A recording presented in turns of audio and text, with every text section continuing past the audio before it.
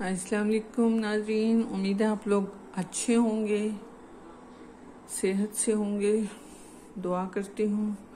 आज मैं बहुत यूनिक डिश बनाने जा रही हूँ और बहुत सिंपल, इतनी सिंपल कि आप दुआएं देंगे। ये तकरीबन 3 मीडियम साइज़ आलू हैं और 2 छोटे आलू हैं, तो ये 5 आलू टोटल मैंने काटे हैं। और इसमें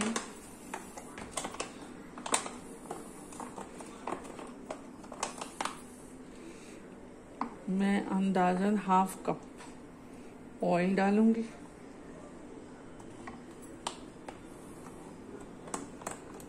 सॉल्ट टू टेस्ट होगा।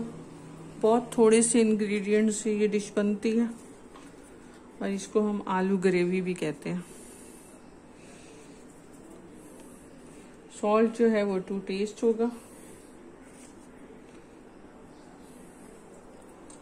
बहुत दुआ मांग मांग के नमक डालती हूँ, मुझे बहुत डर लगता है नमक ज़्यादा ना हो जाए।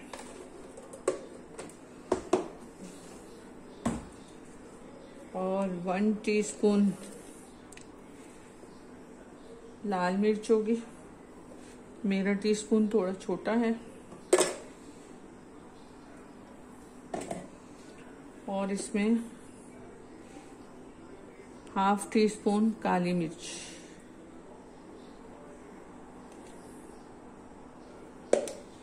और हम चूल्हे को ऑन कर देते हैं।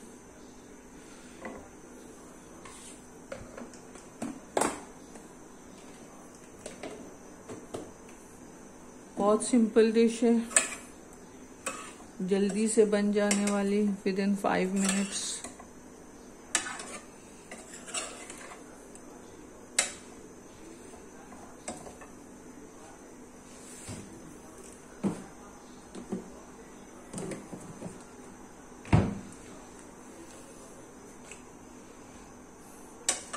थोड़ा सा आलू भुनने में आएंगे तो फिर हम इसमें पानी ऐड करेंगे। और ये 20 मिनट भी नहीं लगेंगे, 10 मिनट्स में आलू गल जाते हैं।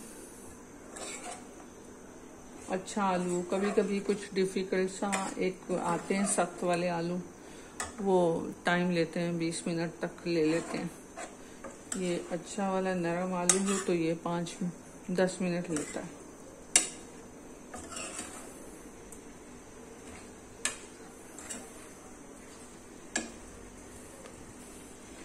भुनने की तरफ आ गए हैं।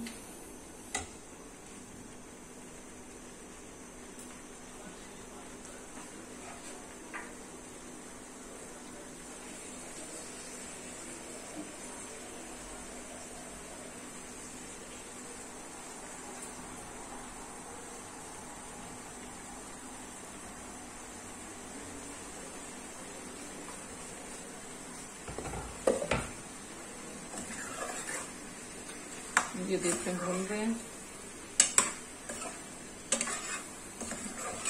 काली मिर्च का बहुत सेटअप है आलू के साथ।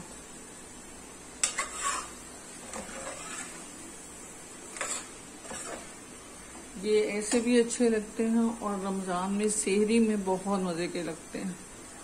सेहरी में आप पराठे के साथ खाएं तो आपको इसके अलावा कोई चीज और जरूरत ही नहीं होगी। सेहरी में तो हमारे यहाँ तकरीबन डेली बनना शुरू हो जाते हैं, क्योंकि ये हाजिम भी होते हैं, तंग भी नहीं करते और रोज़ा भी नहीं लगता। और पराठे के साथ तो बहुत ही अच्छे लगते हैं।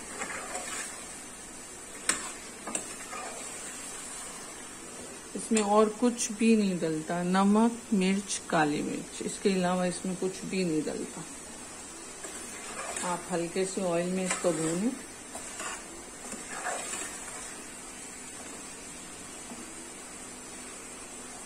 फिर आप इसमें पानी ऐड कर दें अंदाजन, जिसमें आपके आलू पूरे भीग जाएं।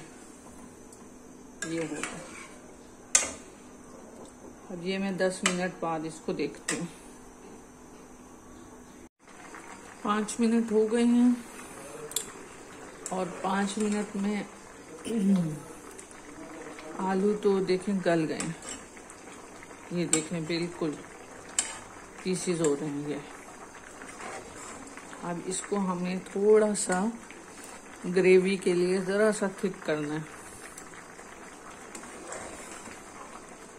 कभी कभी आलू बहुत अच्छा आ जाता है और कभी कभी आलू बहुत सख्त होता है।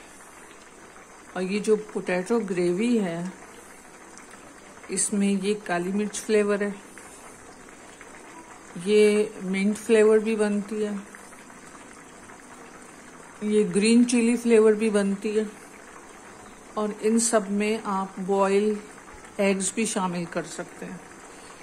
ये ग्रेवी जब तैयार हो जाती है तो इसके अंदर आप चार अंडे उबाल के और उनको बीच में से हाफ करके आप बीच में रखते हैं सर्विंग में, तो वो बहुत स्पेशल डिश बन जाती है फौरन ही। उसके अलावा ये कसूरी मेथी के साथ भी बनती है। बहुत वैरायटी है पोटैटो ग्रेवी में। मिंट हो गया, कसूरी मेथी हो गया, ग्रीन चिली हो गया। और अगर ग्रीन चिली को पहले ऑयल में थोड़ा सा डाल लिया जाए तो फिर उसका अरोमा बढ़ जाता है।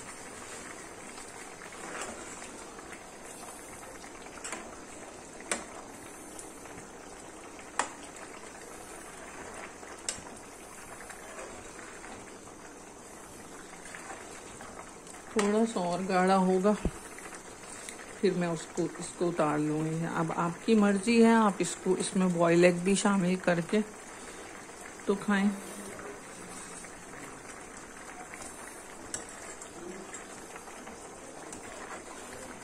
लेकिन ये बहुत सिंपल डिश है, बहुत आसानी से बनती है, विद इन 10 मिनट्स। आपको कुछ भी करने की ज़रूरत नहीं है इसमें।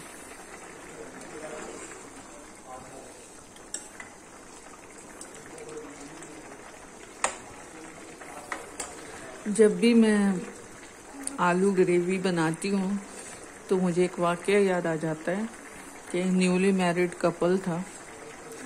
वो हस्बैंड जो है वो जॉब के लिए रवाना हुए और बेगम के छक्के छूटे कि अब मैं क्या पकाऊं, क्या बनाऊं, मुझे तो कुछ इतना आइडिया नहीं।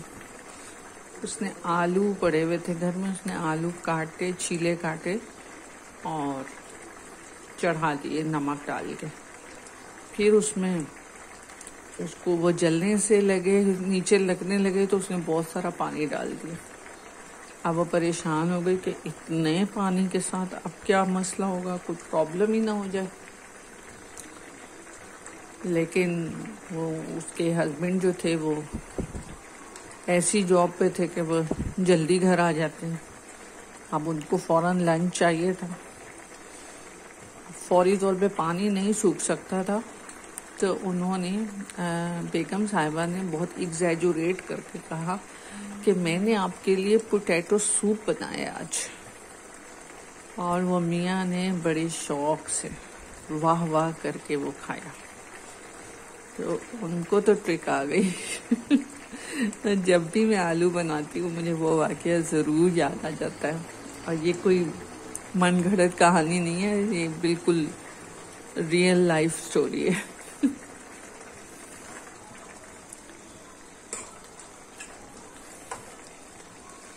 नई नई शादी पे तो इस तरह के काम चल सकते हैं, लेकिन बाद में बहुत प्रैक्टिकल होना पड़ता है। अब ये ऑलमोस्ट हो गई है, थोड़ी सी और थिक होगी, ये ठंडा होके होगी। इस वक्त ये रेडी है, थोड़ा सा ये ठंडा होगा तो ये मज़ीद थिक हो जाएगी।